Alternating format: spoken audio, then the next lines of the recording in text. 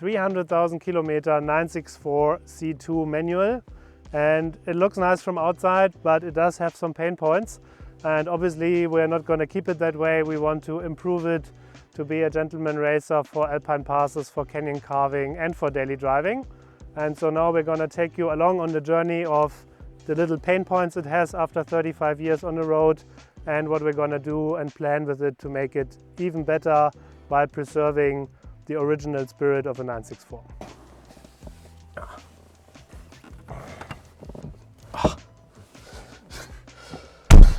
That's realistic how it is for 6'3", 190 centimeters tall.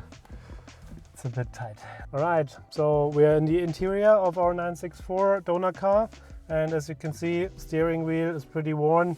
It does have bowl shape, which is good for ergonomics for larger people, so the knees don't interfere, but we're gonna replace that with the Momo Model 7 wheel Black Edition next. So the shifter, as you can hear, is quite loose, and when I move it around it doesn't feel like it should, like a really rifle bolt type action. So we're gonna upgrade that with an RS type short shifter and upgraded rods for mechanical internals. So if you put it in reverse, the whole middle console is moving alongside with the shifter, so that obviously needs to be fixed as well.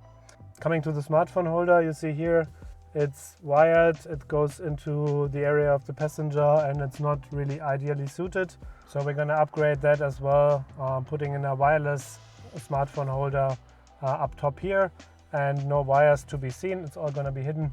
The hi-fi system, as you can see, is really still from the 90s, no Bluetooth, no hands-free calling, no nothing. So we're going to replace that with a CarPlay enabled Porsche Classic Car Management head unit, and then also replace all speakers with a proper hi-fi system. You see here those seats, it's non-OEM aftermarket Koenig special seats. They're practical, they're foldable, which is good, but obviously we want to have something that has a more cohesive design. It looks more OEM, so we're using a Recaro Sportster foldable bucket seats that fit the overall design aesthetics as well as the ergonomics better. In typical 90s fashion, this car also has cassette storage, but obviously we're not going to need that anymore. So this is going to be replaced with a leathered cup holder for added practicality. So this is the front of the car, and I'm only showing you this because we want to look inside the battery compartment and spare wheel. And both spare wheel and battery is where we save the first 30 kilograms of weight that are planned in weight savings for this car. So here we see a typical 964 3.6 liter 250 horsepower engine, air-cooled. This one might have been revised or might not have been revised, but it has 300,000 kilometers on the block. So you can imagine maybe it doesn't even have the 250 horsepower anymore. So we're going to change that with a full engine revision up to a 4.0 liter engine. Could make up to 400 horsepower, but we are aiming more for a street-oriented car, so we're optimizing more the torque range to get there. You can see here this has a classical mechanical air-conditioned factory mounted, where you see here the compressor for the AC. So we may or may not keep that, could be considered to replace with a classic retrofit electrical air condition for both added power and a nicer engine bay overall. So this car naturally also has the factory mounted headlights.